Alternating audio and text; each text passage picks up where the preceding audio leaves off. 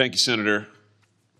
I'm sitting here in the chairman's seat, General Bondi. It's a great feeling of power. Do you have documents you want me to review? These are things I'd like you to sign. Let me just ask you here, and I think I may be your last interlocutor for the day, so congratulations. You've just done fantastic. Thank you for answering all of our questions. Let me just ask you about another of the abuses that this past administration perpetrated and that is still in place. And I'm referring to the October 2021 memo from Attorney General Garland targeting parents at school board meetings. Do you remember this? Yes, Senator. What happened was, as I'm sure you recall, we now know the Biden administration, the White House, the Secretary of Education solicited a letter from the National School Board Association. They ginned it up. It was fake from beginning to end. They ginned it up, calling for law enforcement scrutiny against parents, tax-paying parents who are going to school board meetings, inquiring what their children were being taught, inquiring about face masks, critical race theory, and Attorney General Garland. You talk about bowing to political pressure.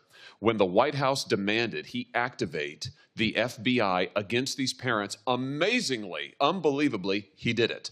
And he issued this memorandum in October of 2021.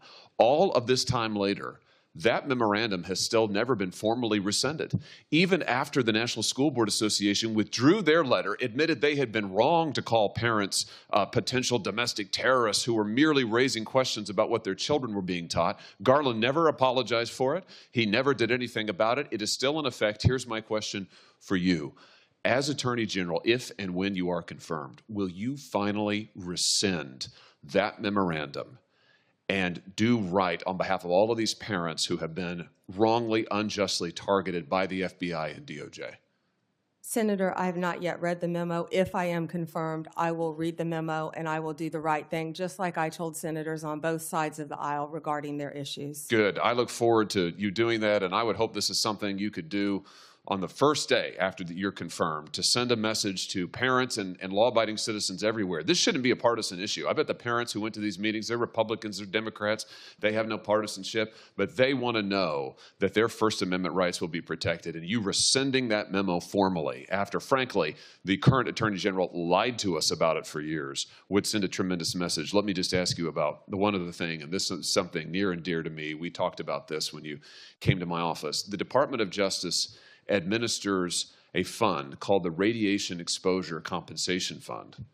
This is a fund that helps pay for the health care bills of Americans who have been exposed to nuclear radiation by the government through no fault of their own.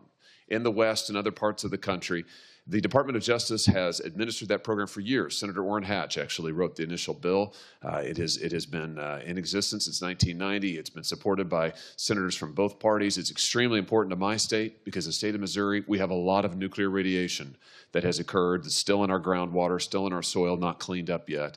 My question for you is, since you'll be in charge of administering it, will you administer that program fairly and equitably? Will you defend it? Will you make sure that radiation victims who are under the statute entitled to compensation from their government get what they deserve? Senator, I was speaking about that with someone yesterday because I did not know, again, there's going to be a lot, if I am confirmed, that I don't know.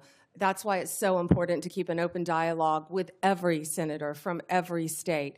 And yes, I am committed to looking at that. And I did not realize you had that horrific problem in your state. Thank you very much. Thank you for answering our questions. And with that, Mr. Chairman, I yield back my time.